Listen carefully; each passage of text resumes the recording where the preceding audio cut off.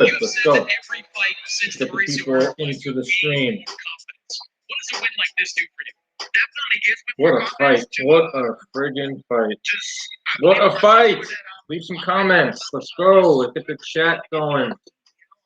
Let's get the chat going. We just watched a classic. We watched a shootout in Texas. Virgil Ortiz picks up the biggest win of his career. Knocks out Maurice Hooker in the 7th round. I know Hooker had an injury, but it was only a matter of time, I thought, that for Maurice Hooker. He went down in the 6th. The body shots were just ferocious. I think half of Ortiz's landed punches were body shots. He's being next to that Crawford now.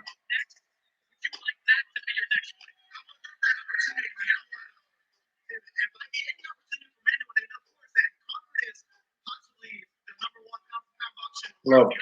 Virgil Ortiz is the best. Wait. They're looking at each other.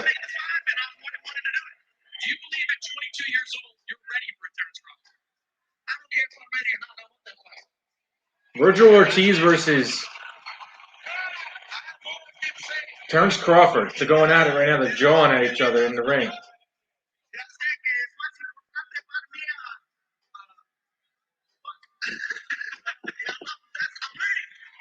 Pancho Esparza. That was a fun-ass fight. Yes, it was a fun-ass fight.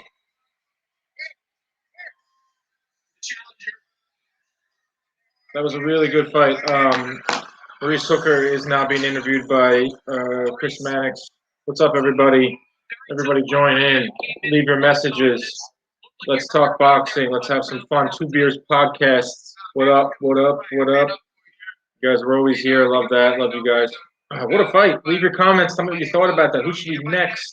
Who should be next for Virgil Ortiz? Because, man, this dude is special. Got a lot of good power. He's got good defense, good head movement. Got hit a lot, but Hooker's tough. It was a tough test. I thought that Ortiz is good. I thought he looked special tonight. There are some things he can improve on, I think. Maybe a little more look for more counter shots in there. But, he looked great. He looked ferocious again. He looked powerful. He was able to take out a guy, Maurice Hooker, who was a former champion at 140. Questionable chin, Maurice Hooker coming in, and that was the case. As he went down in the 6th, the body shots were just something else. I got to pull up the body shot stat. Two Beers podcast says Porter would be a tremendous fight. Yeah, Porter's out there right now. Porter and Crawford, I heard, are kind of in some type of a negotiation, early stages. Terrence Crawford tonight, I mean, doesn't want anything to do with Spence. Doesn't really want anything to do with Virgil Ortiz. What does Terrence Crawford? Who do you want then? If you don't care about the fans and giving fans big fights, then why should we care about you, Terrence Crawford? Got me pissed already. Enough, Terrence Crawford. Hooker looked great. He had momentum for 3 rounds in my eyes, but he took too many damn shots. Yes, I think it was from the 4th or 5th round on. Hooker started to gain momentum because he started to box more. He started to use his jab. Why he elected to get into a firefight with Ortiz, it's great for us as fans, but it's not how he was going to win. He was going to win by jabbing and moving on the outside, picking his spots, but some guys like to bang. Maurice Hooker is one of those guys that loves to bang. So, yeah, I thought he did have momentum, but the body shots, man, those body shots were killer. And did you guys see in between what round it was, maybe the 6th or 7th round, where Hooker pretty much told his corner, Bomac, I couldn't breathe that round because the wind got taken out of him from those body shots. So, yeah, I can see why he felt that way. But we're live here. We're talking boxing. We're having fun. Virgil Ortiz is the man right now. We saw Ryan Garcia passed his big test earlier this year in January, and now Virgil Ortiz passes his big test. And then 2 weeks from now, April 10th, or 3 weeks from now, we'll see Jerron Boots Ennis in action, another very gifted welterweight who is making noise. It's probably a little bit ahead of Virgil Ortiz in terms of development, but not in terms of popularity. I think Golden Boy, DAZN, and Virgil Ortiz himself have done a really good job promoting his image, promoting him. Virgil Ortiz is on Twitter, he's on Twitch. He knows how to promote himself, and while also not going overboard with it like some of the guys do today. But DAZN promotes him well. Golden Boy promotes him well. Jerome Boots Ennis is not promoted well, but he's probably the better fighter of the two right now. So Jerome Boots Ennis is fighting April 10th on Showtime against Sergey Lipinets, who probably will put up a little bit of a better fight than Hooker. Maybe not, but those are the two welterweights of the future. I think that the welterweight division is ripe for some new blood. I think the welterweight division is ripe for someone to come in and kind of take the torch, sort of say, from the maybe not Errol Spence, but Terrence Crawford's, Sean Porter, Keith Thurman's of the world. They're getting up there in age. They're all in their 30s, and Jerome Boots Ennis and Virgil Ortiz are in their early 20s. So there has to be a passing of the torch soon. And Marcos Villegas. I like turtles. Yes, so do I. How are you, Marcos? We should get you on here, man. You should get in this chat. I think I can send you a link, I think, to get in here. Final CompuBox stats. Virgil Ortiz landed 143 punches through 392. Maurice Hooker was more active, threw 465 punches, but only landed 100. The power punches are where it was close. It was pretty close in the power department, which this fight turned out to be. It was like a shootout, a straight-up Texas shootout. How about the fans in Texas? Texas right now is the freaking boxing capital of the world. All the fights are in Texas now, and they're getting one fight after the next. They're going to get Jerry World. They're going to get Canelo and BJ Saunders. Yeah, Texas showed out tonight. The fans are awesome. That was probably the liveliest crowd that I've heard in a while.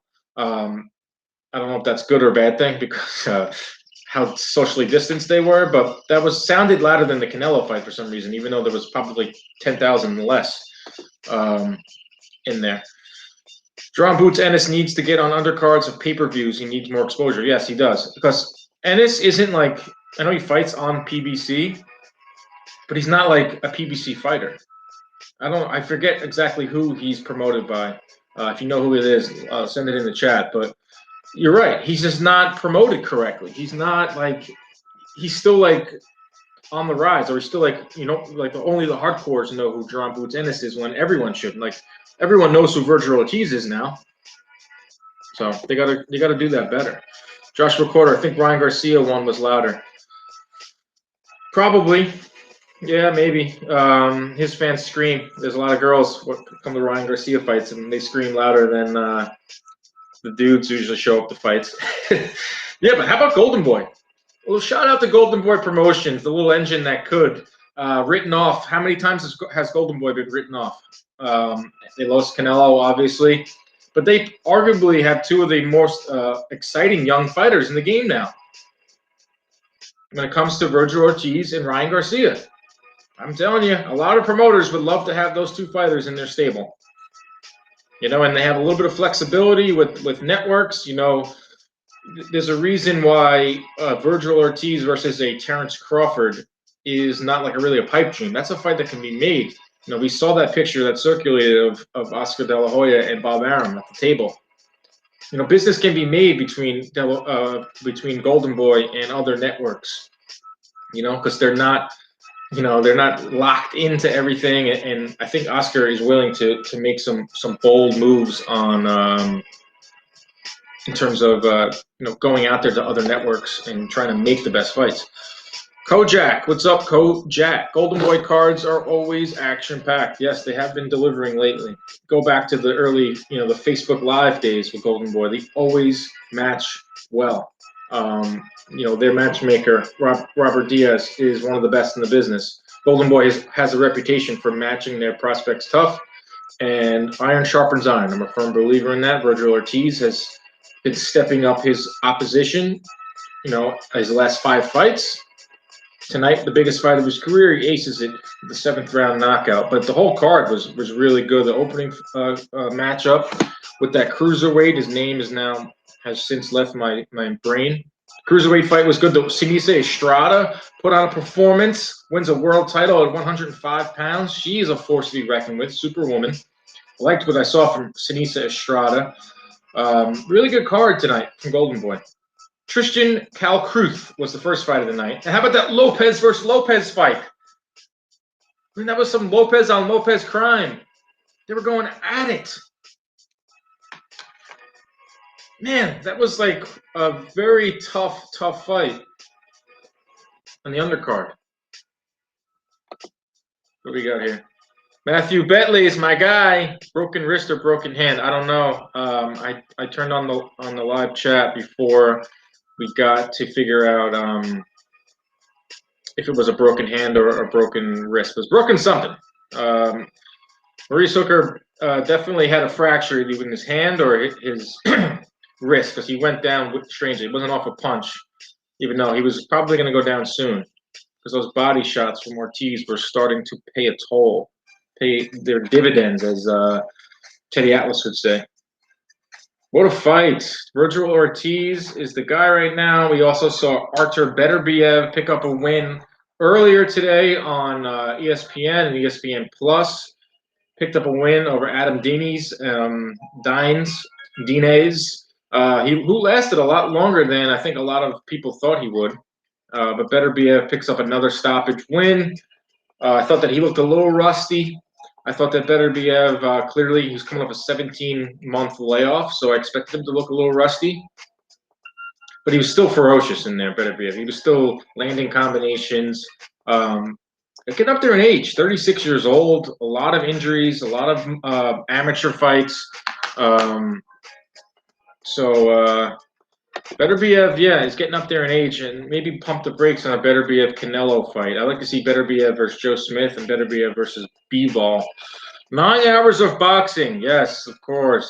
And then last night I did the Bare Knuckle show, CompuBox. So never ends, man. Just a lot of violence. I watch a lot of violence on every weekend.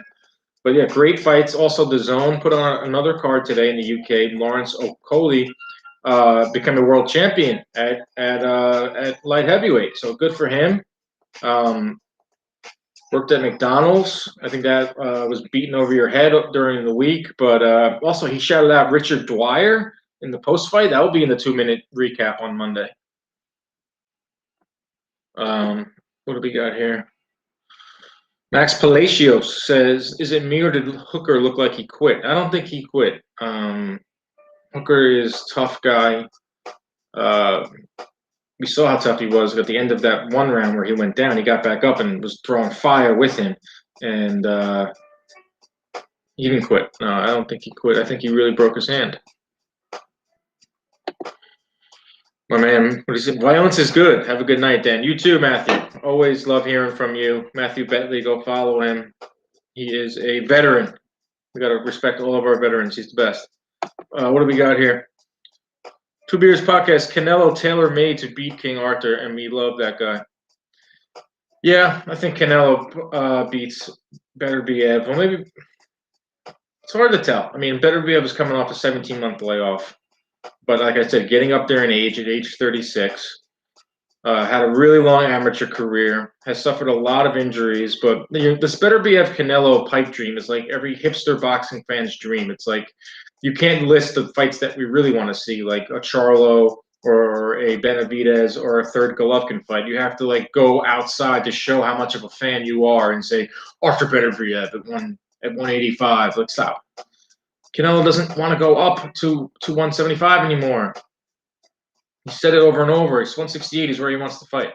So let's just leave it at that. Let's just focus on getting Canelo fights that we want to see. You know, like the Charlos, the Benavidez. I still want to see the third fight with Golovkin. I want to see the Plant fight. Those are 4 really good fights for Canelo before we have him going up to 175 again to fight Beterbiev. Yeah. Good night of fights tonight. I really enjoyed them. My boy Danebo Gizmo on Twitter says, by the way, fighter of the week is Okolie, right? Are we all in agreement? Sinisa Shirata whipping out the GOAT woman at 105 is, but Okolie it is. Yeah, Okolie had, a picture-perfect win, picture-perfect knockout in his first title fight. Lawrence Okolie is a guy to be reckoned with. Took out Glonacki. Love that. Love when guys step up. That's what we saw today. We saw a lot of step-ups. We saw Lawrence Okolie step up, and we saw Virgil Ortiz step up. Boxing's in a good place right now. It is. Boxing is in a really good spot. There are a lot of young superstars. There are a lot of exciting fights that are still yet to be made in 2020.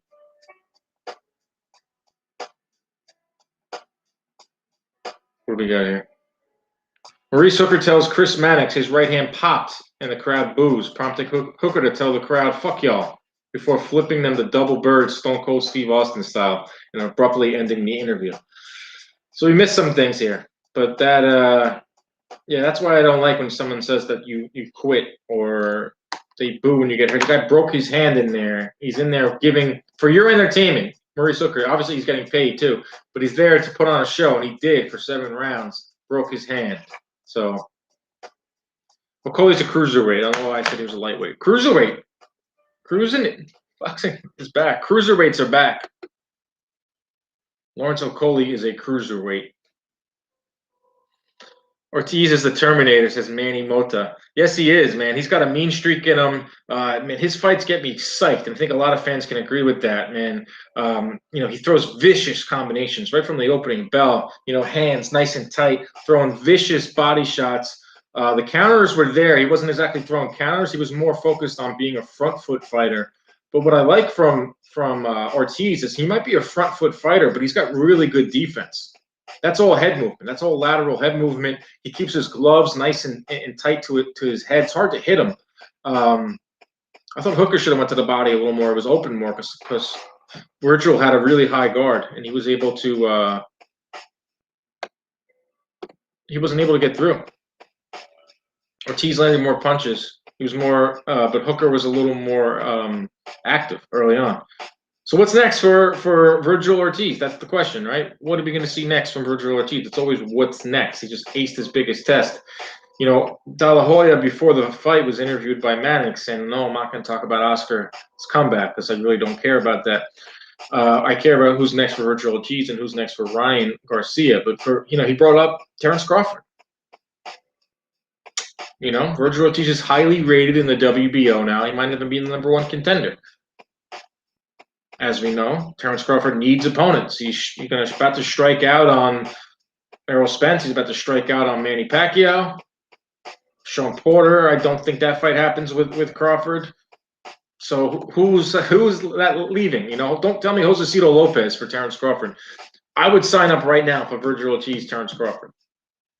Man, that's a really exciting fight. That's that's another Teofimo Lopez versus Vasily Lomachenko type of fight.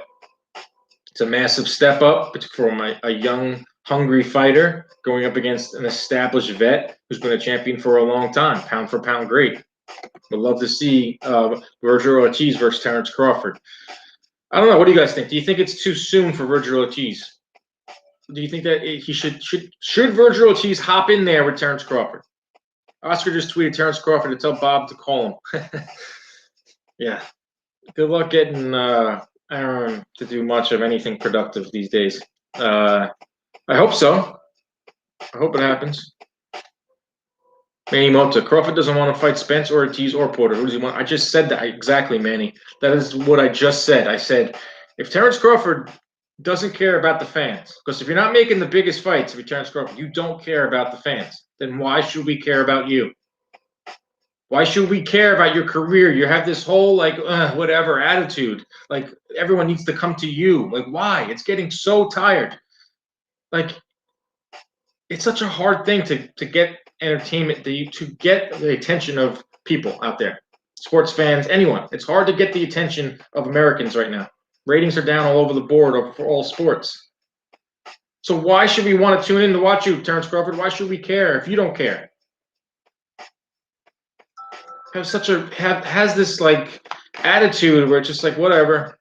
I can just retire now. I'll be in the Hall of Fame. Like, okay, probably, but also be remembered as someone that didn't fight the best. I'm very tired of talking about Terrence Crawford. His attitude is just bizarre to me. Bizarre. Where's that fire that he used to have? You know, when he was coming up and he was selling out arenas in Nebraska and Omaha, and it was must-watch TV, and he was the truth because I love watching him fight. I love watching Terrence Crawford fight. He's one of the top 5 must-watch boxers out there when he's in that ring because he's that good. You know, switching up from southpaw to orthodox, the power. You know, he has a mean streak in the ring, but outside the ring, he doesn't. You know, I don't know what he's thinking these days. But I don't know. What do you guys think? Virgil Ortiz versus Terrence Crawford. Is it too much too soon? Or is it just right?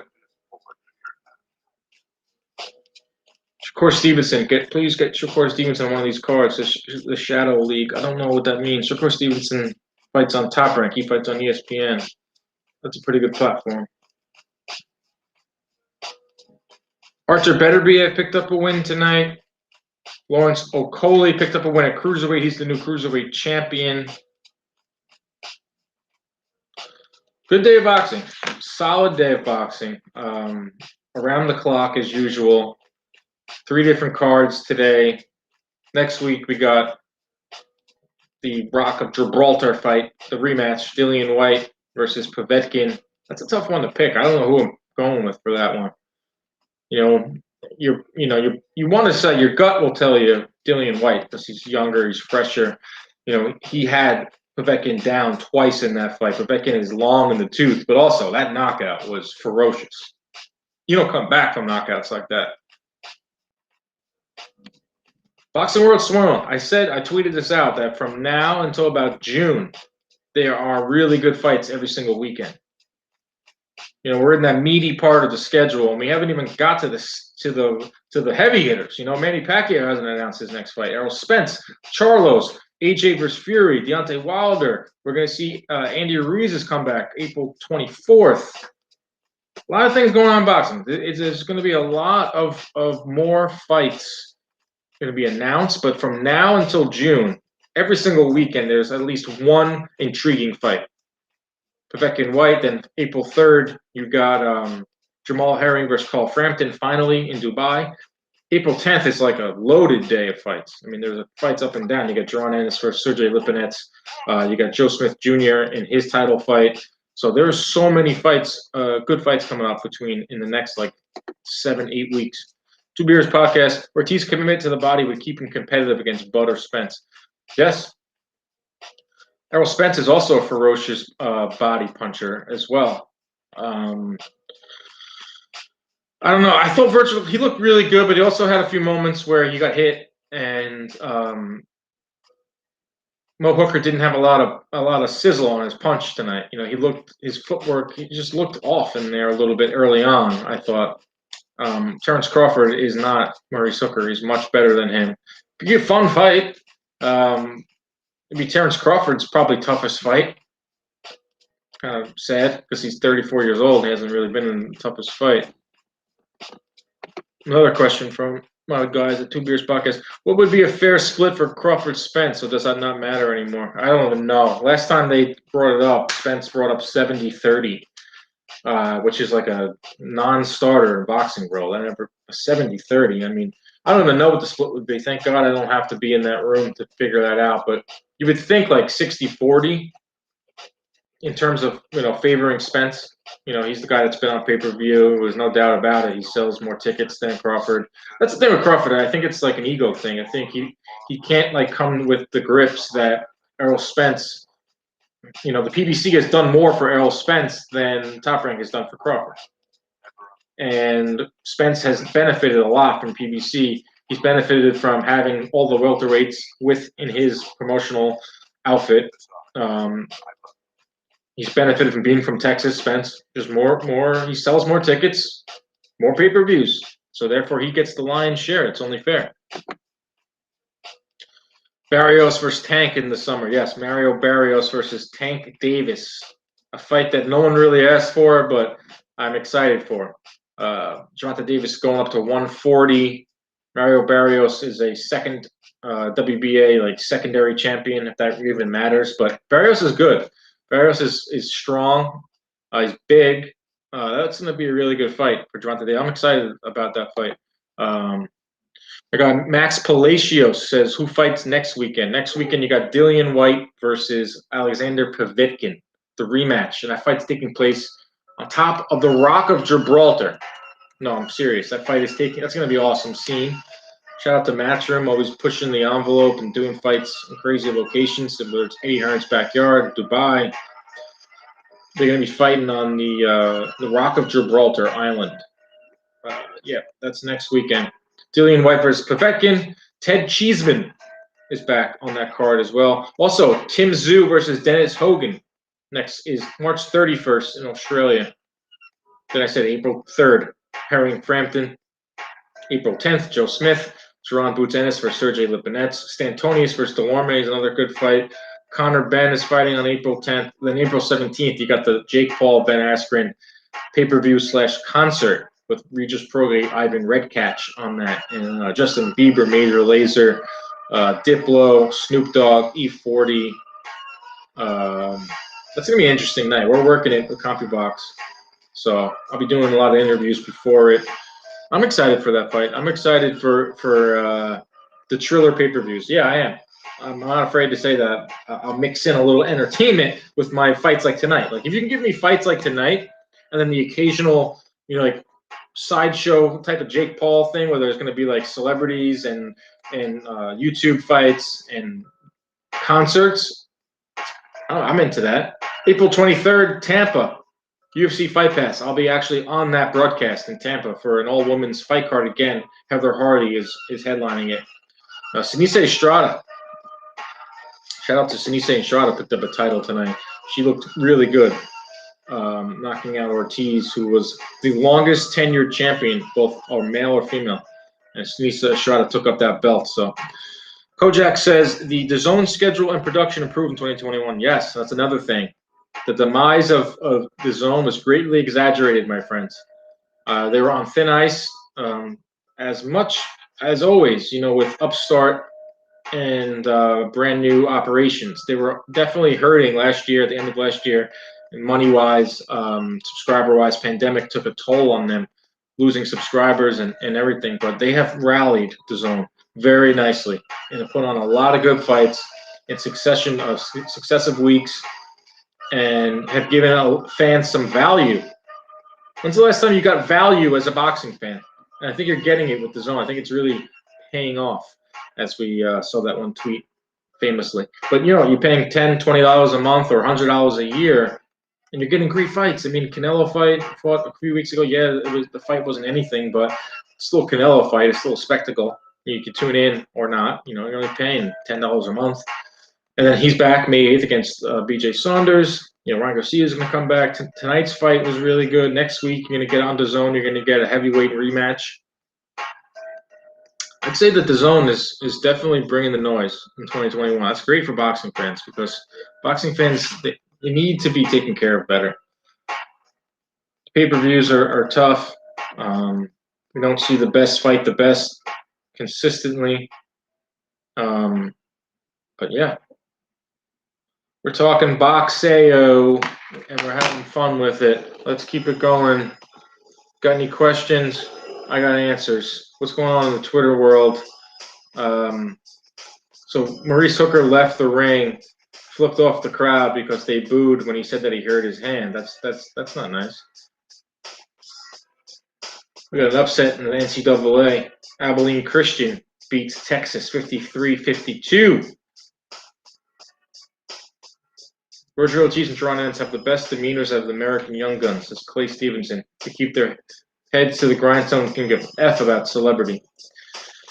So I think Roger Ortiz is like the perfect combination of, like, I would say a millennial fighter. He's 22 years old. He's on Twitter and he's on the streams and he has one foot in that world, but he's way more focused on boxing, you can tell, and like fans will still tune in. He may not attract the same demographic or the same type of fans as Ryan Garcia will. But I think if you were like investing right now in either Ryan Garcia or Virgil Ortiz, or who's going to have the longer, fruitful career, I think I'd go with Virgil Ortiz.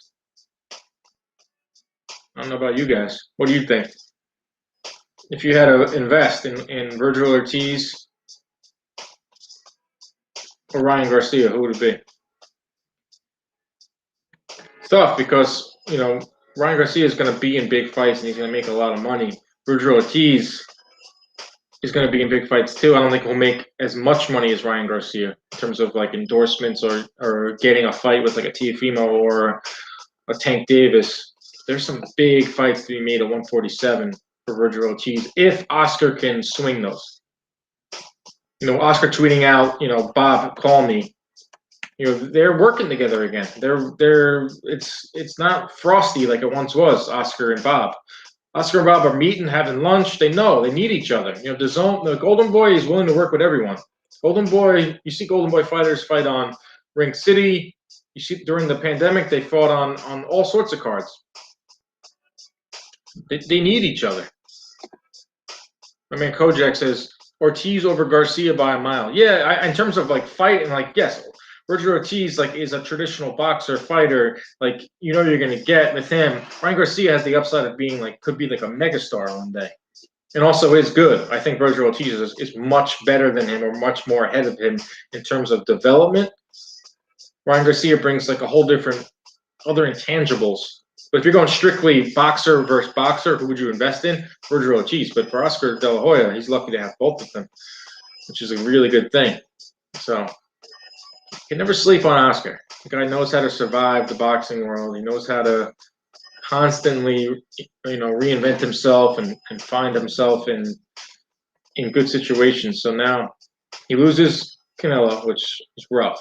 There's no doubt about losing Canelo. Then not only does he lose Canelo, Oscar, but he's got to go online and see Canelo say that Eddie Hearn is the best promoter in the game right now. That's tough. That's like your girlfriend dumps you, and you go on Instagram and you see her with the new boyfriend. And not only is she just posting pictures with the new boyfriend, she's saying, "This is the best guy I've ever been with."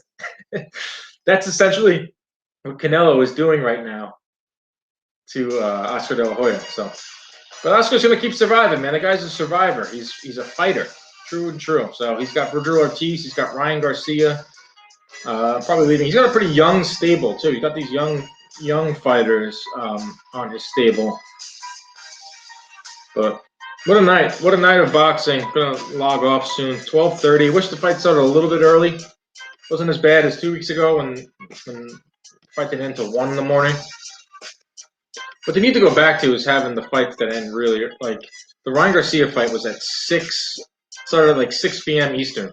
By 9 o'clock, it was over, and that was great. You can have a night out. You can go out to the bar. You can go to a restaurant. You can hang out with your significant other. That's the one thing. I 6 o'clock is a little early, but you know, maybe 7 or 8. Like have the main event start at 10. Just like when you're watching a big basketball game, watching the NBA Finals or a big basketball game, like the fourth quarter starts at 10 p.m. on the East Coast. You know, the game's over by 10:30, 11. That's how it should be with boxing. Not start at 11:30, end at 1 in the morning. No one's up watching it. You can't react to it. If I was a boxing commissioner, that's what I would do.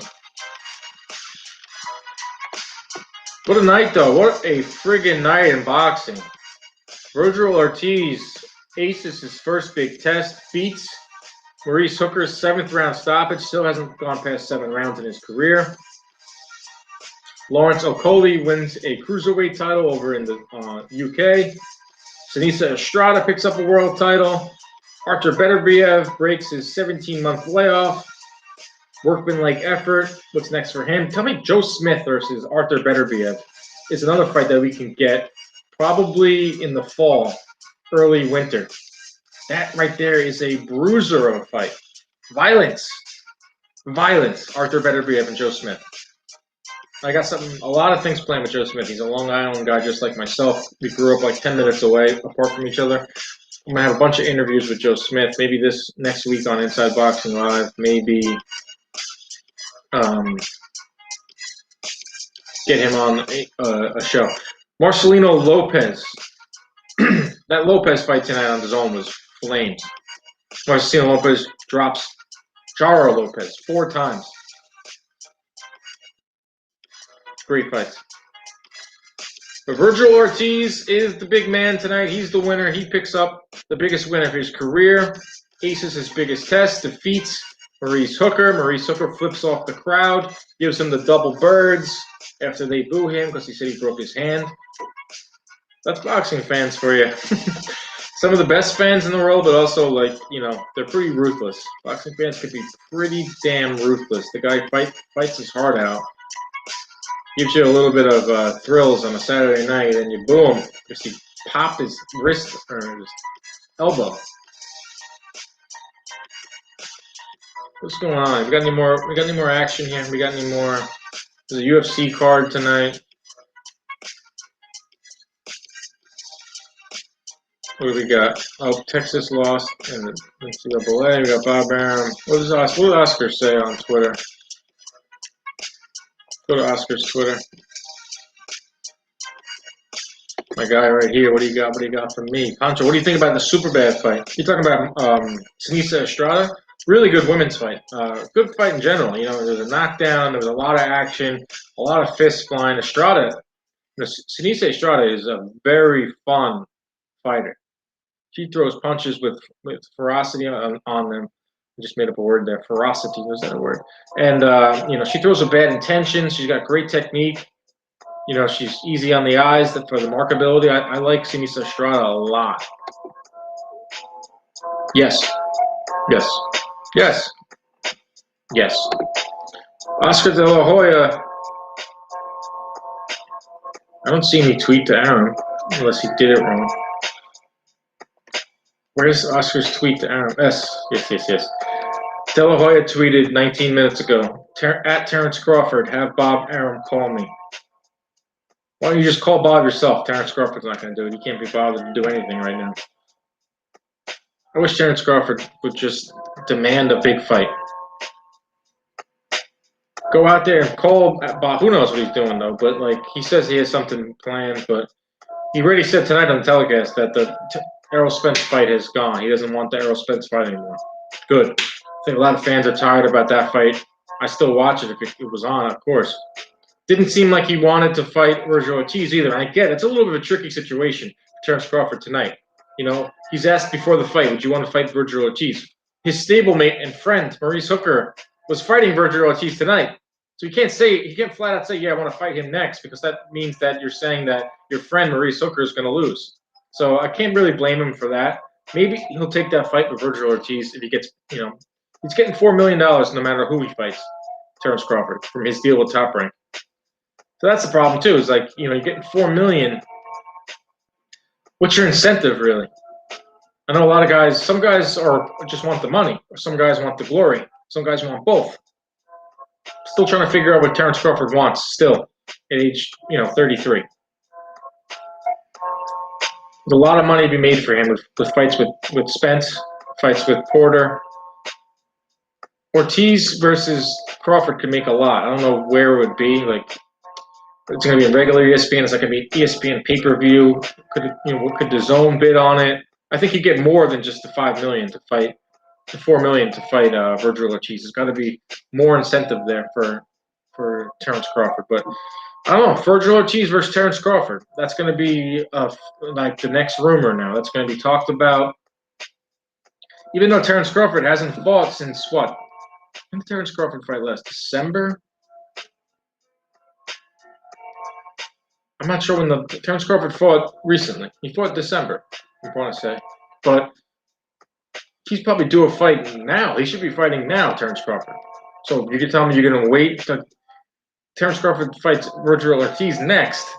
It's not going to be until at least 5-6 months from now. So that makes it end of the summer, early September, October for a potential Terrence Crawford versus Virgil Ortiz fight. The guys, Two Beers Podcast. We're big Terrence Crawford fans. It's frustrating because his pedigree is top 2 or 3. Like you said, top 5, so he wants paid. the Top Rank giving him away and ESPN actually hurting him. It is hurting him. It's weird things going on between Terrence Crawford and Top Rank. It's almost like he's waiting it out. He's just riding it out, Crawford, until October when his contract is up with Top Rank.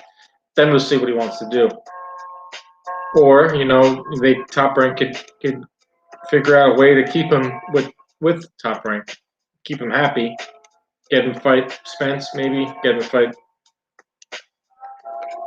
We are stuck. Terrence Crawford is in a holding pattern.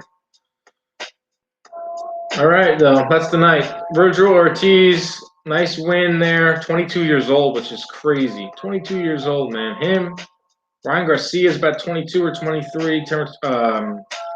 Teofimo Lopez is 23 years old. Throw in Devin Haney, 23, 22. Tank Davis is a little bit older. He's like 25, 26.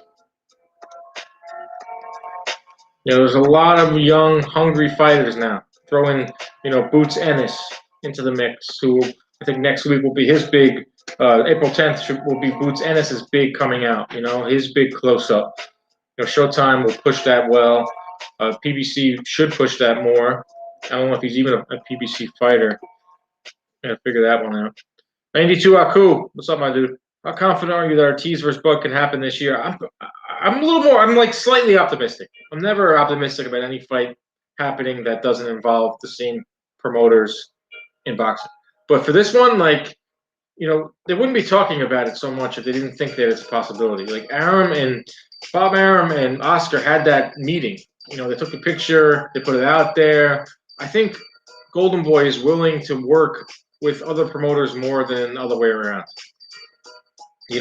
Like Arum's on one hand thinking, I got to get Terrence Crawford a big fight. There aren't a lot of options out there anymore with Top Rank. We scraped the bottom of the barrel for his last couple opponents. Virgil Ortiz is a young guy who wants to fight the WBO, could make it, be a title fight. Maybe we work out a deal with Golden Boy where they give us some fighters and we can work out, because Top Rank and ESPN, they have a lot of dates that they got to fill too. You got to keep that in mind too. So they can make it work for each other. I just don't know where DAZN fits into this. Is Golden Boy going to leave DAZN? Because that's something I've heard as well. It's like they're not doing their Golden Boy. I know tonight was technically a Golden Boy card, but they're not doing their output deal that they had under Canelo. Now, part of that Canelo deal with DAZN was, they get like 5 or 6 fight nights, where it's strictly Golden Boy fighters. Like the fights that were usually on Facebook were ending up on DAZN now. I don't know where that stands anymore. I don't know where Golden Boy stands with DAZN. So if Golden Boy doesn't have an obligation to DAZN anymore, that changes everything. Then, a fight like, Terrence Crawford and Virgil Ortiz can go on regular ESPN or go on ESPN pay-per-view. And that same can be said for a guy like Ryan Garcia, potentially fighting Teofimo Lopez or fighting someone in the Top Rank stable. That can change everything. Me too. Seems like Oscar and Bob are friends again. Yes, they are friends again. It's weird, right? They had such a legendary falling out. I think Oscar was one of the first guys to leave Top Rank. Then Floyd did. Eventually Manny did. That's it. Everyone likes to crap on Top Rank. Like, everyone leaves Top Rank, but keep in mind, like, the biggest stars in boxing were all developed and cultured and brought to where they were able to leave and start their own thing because of Top Rank. They do a really, really good job at developing stars and making stars. A fighter leaving a promoter happens all the time. So we got to give props to Top Rank, for developing Oscar, Floyd, Manny, Terrence Crawford, what they're doing with Teofimo. I think he will be back. He can say that he's going to leave Top Rank. He ain't leaving Top Rank. Teofimo. He's got a lot of fights left on that deal. All right, I'm going to say goodbye. I'm tired. 12:38 at night. Dan After Dark. Like this. I'm going to keep doing them. I'm going to try to do more of these chats, not just after big fights, but I'm going to try to do them, on a Wednesday night or a Monday night. Get the boxing fans involved. Follow me on Twitch at Dan Canobio. Follow me on Twitter at Dan Canobio. Follow on YouTube, CompuBox TV. We just had a great interview with Michael Buffer that's up on YouTube. CompuBox TV. Great interview with the Buffer man. He's the best.